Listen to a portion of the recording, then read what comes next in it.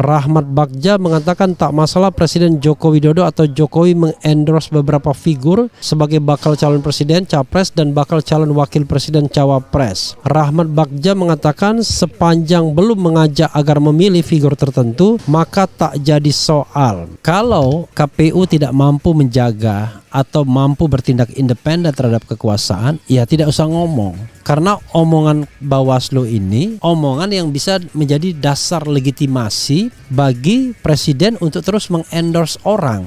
Harusnya KPU mempermasalahkan itu. Hanya KPU mengatakan kami tidak bisa memberikan sanksi, itu masalahnya, ya kan? Sanksi hanya kami bisa berikan kepada peserta pemilu. Pak Jokowi bukan peserta pemilu, tapi kami mempermasalahkan karena kalau ada endorsement dari kepala negara, kepala pemerintahan, maka dikhawatirkan itu akan men-trigger kecurangan pemilu. Kan begitu mestinya pernyataan tegasnya. Kok nggak masalah? Justru sumber masalahnya di sini.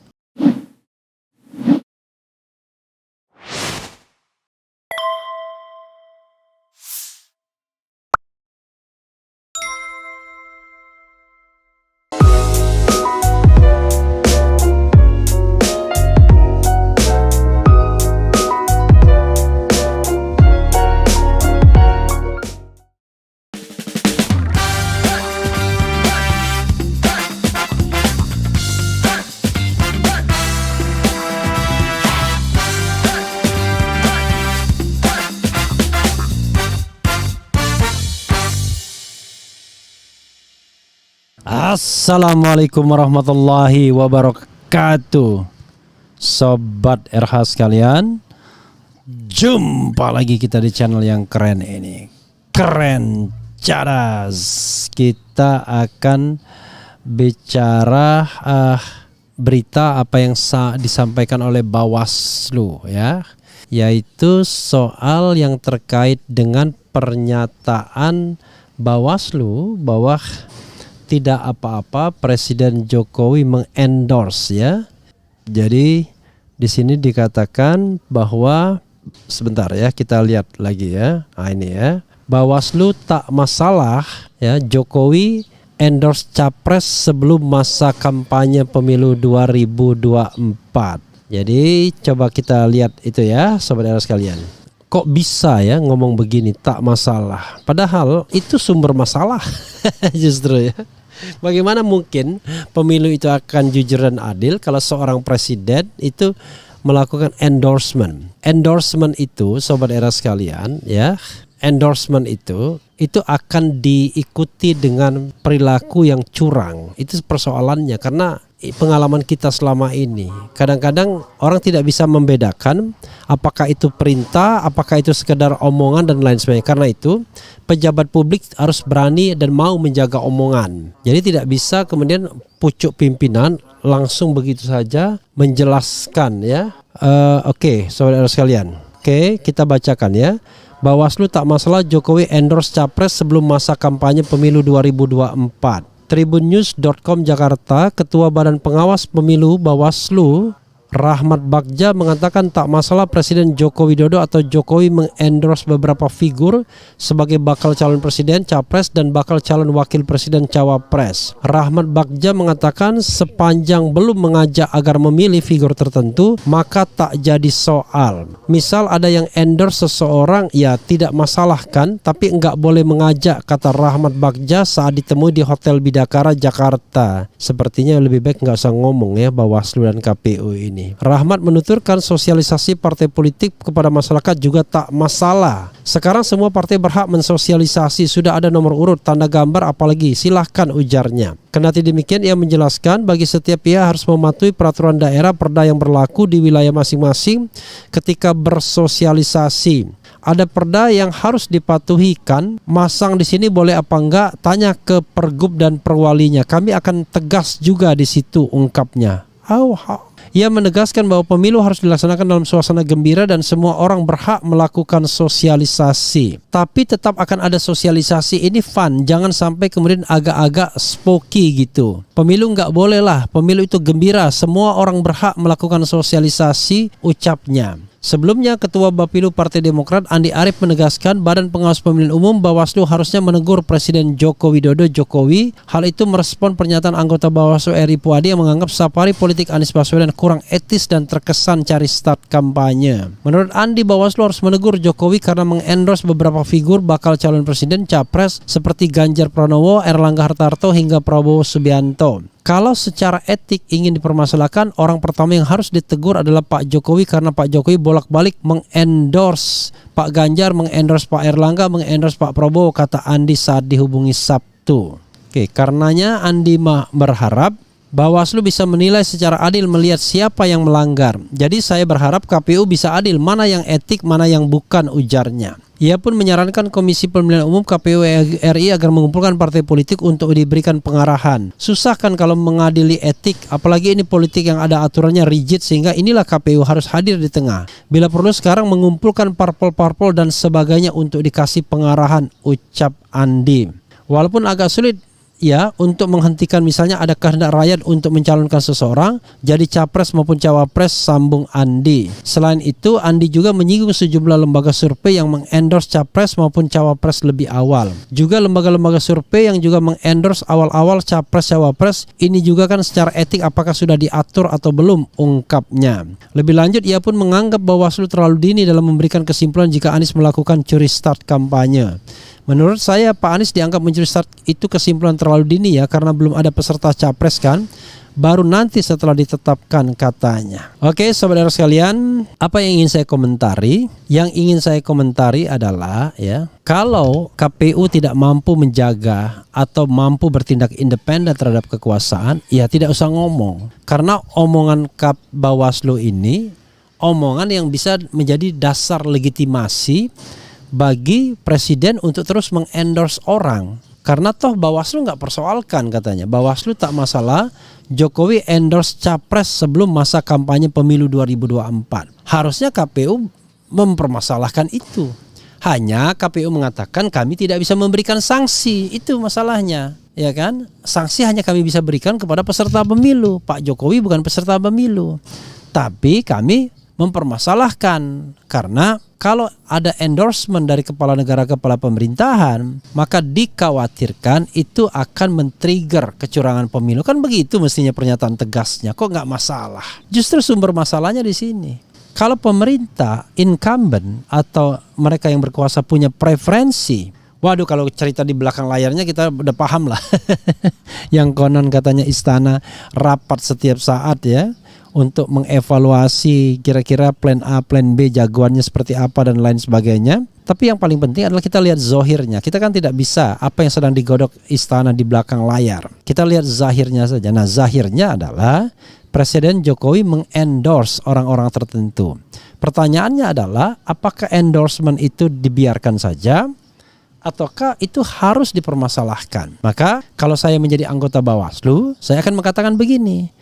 Bawaslu berkeberatan terhadap endorsement presiden karena bisa mengganggu proses berpemilu, terutama mewujudkan pemilu yang jujur dan adil. Mengingat apa? Mengingat pengalaman kita selama ini, kalau ada endorsement dari kepala-kepala negara atau kepala-kepala pemerintahan atau kepala-kepala daerah, maka ada kecenderungan struktur bawahnya bergerak untuk memenangkan. Dan itu sudah jamak kita ketahui. Baik dengan menggunakan state aparatus ya, maupun menggunakan state facilities, termasuk juga keuangan negara. Jadi itu hal yang lumrah ya. Sebagai contoh lah, misalnya BUMN hadir untuk negeri. Begitu menjelang Pilpres bukan lagi hadir untuk negeri, satukan negeri. Karena pada waktu itu Presiden Jokowi 01. Kira-kira begitu. Jadi sobat era sekalian, kita justru menginginkan ya Presiden Jokowi menjadi pionir, menjadi contoh bagi pemilu yang jujur dan adil. Nah, untuk dia bisa menjadi contoh, dia tidak boleh ada preferensi. Nantilah kalau negara kita ini negara yang governance pemilunya baik, benar ya, birokrasinya netral, birokrasinya tidak berpihak, kemudian TNI Polri-nya netral, tidak berpihak juga, BIN-nya juga tidak berpihak misalnya, maka bolehlah kita mengatakan bahwa endorsement itu sekedar endorsement saja. Tapi sekarang bukan saatnya. Endorsement itu kode, endorsement itu seperti perintah.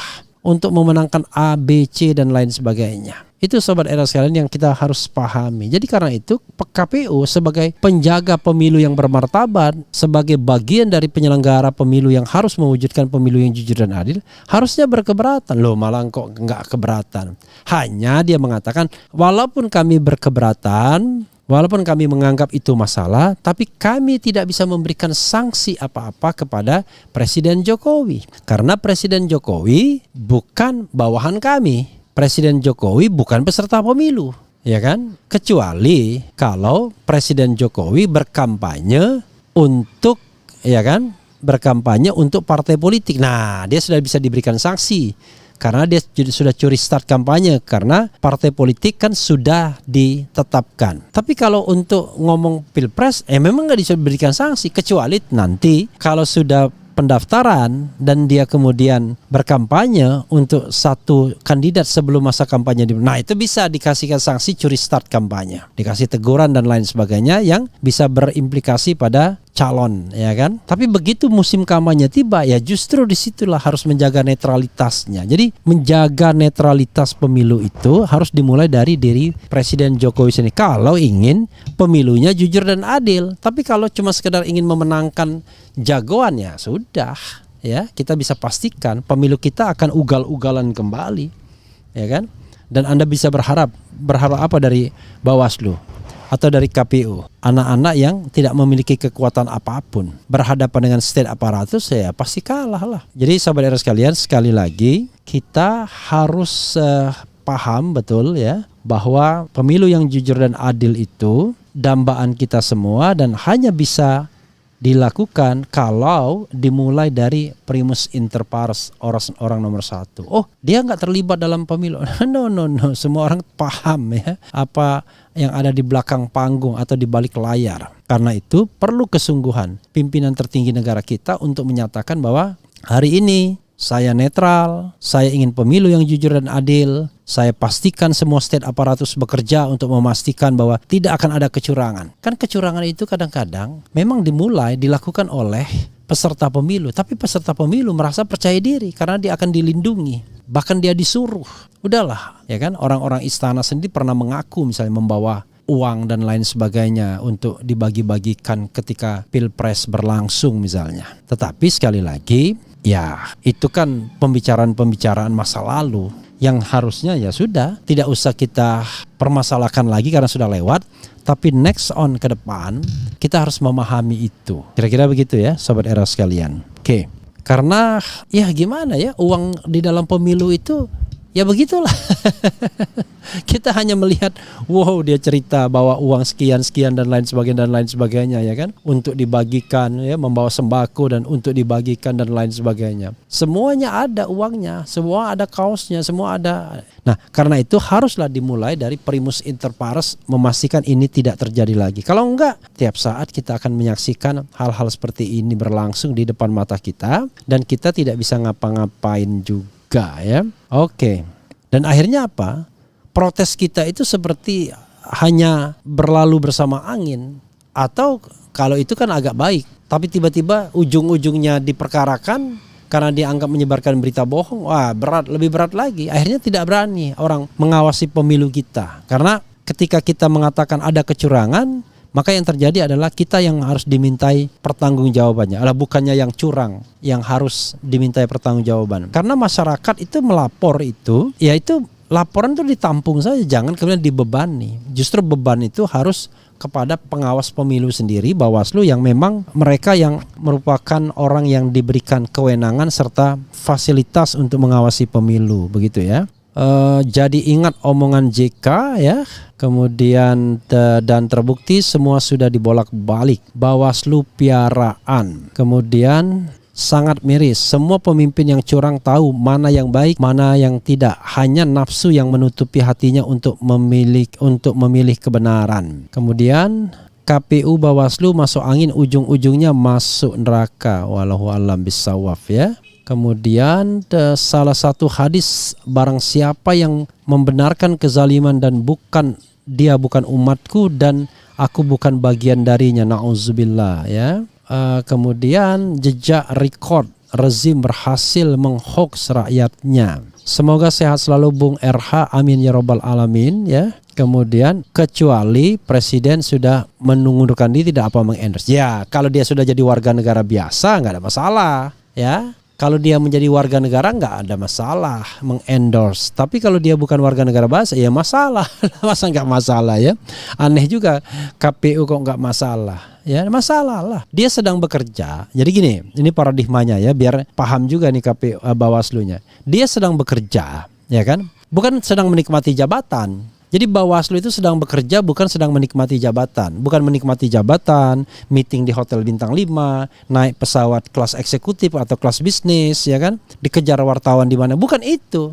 Itulah godaan menjadi anggota KPU Bawaslu itu adalah menikmati jabatan. Tapi dia sedang bekerja, diberikan amanat oleh rakyat Indonesia untuk memastikan pemilu itu jujur dan adil. Jadi terselenggaranya pemilu yang konstitusional. Nah untuk itu terhadap potensi gangguan tidak jujur dan tidak adil itu ya dia masalahkan dong. Masa nggak dia masalahkan ya kan? Ya kan? Masalahkan sesuai dengan proporsinya. Ya kan?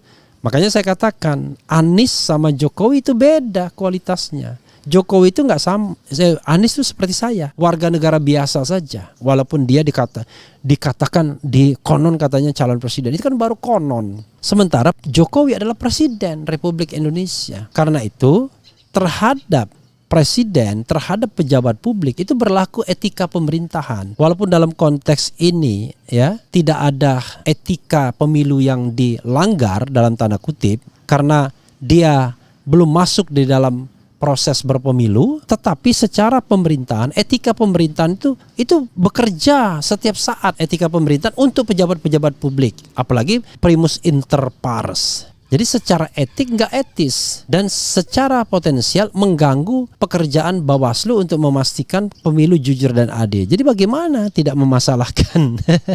Entah nggak jelas tidak mau mempermasalahkan atau tidak berani, kita nggak jelas bedanya ya. Bung RH, apa yang harus rakyat lakukan apabila pemilu nanti terjadi kecurangan terhadap suara rakyat? Secara sekarang saja KPU sudah tidak netral.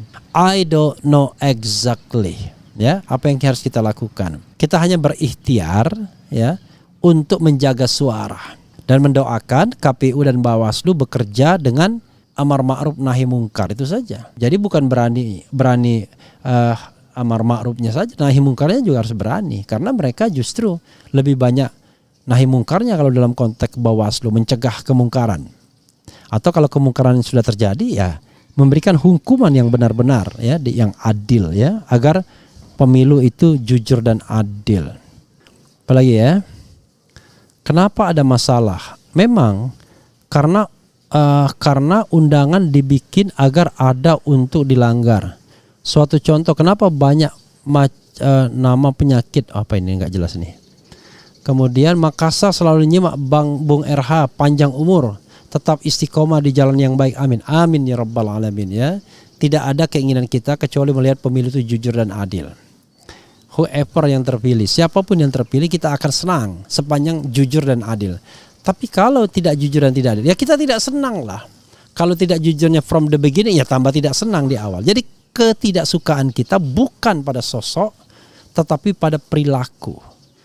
Jadi siapapun yang berperilaku curang ya itu musuh umat manusia ya, musuh rakyat Indonesia, musuh demokrasi. Pemilu 2019 sangat jelas kecurangannya. Jadi 2024 pemilu harus jurdil ya, insya Allah mudah-mudahan. Blangkon kujangnya masih ori ya Bang. Bekas Jenderal Sudrajat belum pernah dicuci. Belum. Masih ori ini, belum pernah dicuci ya, bekas Letjen Yayat Sudrajat ya. Makanya dia agak ini sedikit tapi memorable jadinya ya. Pak Refli, undang para ustadz dong untuk membahas kepemimpinan dalam Islam, siasah syariah, supaya kita sama-sama belajar bagaimana dalam Islam keteladanan dalam memimpin. Ya nantilah kita cari ya, kira-kira mereka yang memang paham tentang kepemimpinan dalam Islam, ya, leadership in Islam, ya. Jadi kita cari yang betul-betul bisa tahu banyak ya. Itu artinya bahwa Bawaslu itu hanya tahu tentang teknis pengawasan pemilu. Dia dungu terhadap soal etika pemilu yang jurdil, termasuk keterlibatan seorang presiden mengendorse seseorang dalam pilpres ya. Kemudian jangan kita buang-buang uang triliunan rupiah untuk pemilu tetapi hasilnya cuma kecurangan. Ya, jangan kita di fait accompli. Jadi itu tidak untuk dipilih, ya kan? Pilih pemilu curang atau pilih rakyat makan. Itu bukan pilihan. Kita pilih pemilu yang adil, jujur dan adil. Itu pilihan kita. Jadi pemilu kita adalah pemilu yang jujur dan adil. Itu yang kita upayakan. Masa kita memilih pemilu curang, ya kan? Nah, karena itu mulailah dari diri kita, ya kan, untuk menjaga pemilu yang jujur dan adil tersebut. Itu saja sobat era sekalian ya. Nanti kita bahas lagi soal Partai Umat dan juga somasi dari KPU daerah terhadap KPU pusat. Wassalamualaikum warahmatullahi wabarakatuh.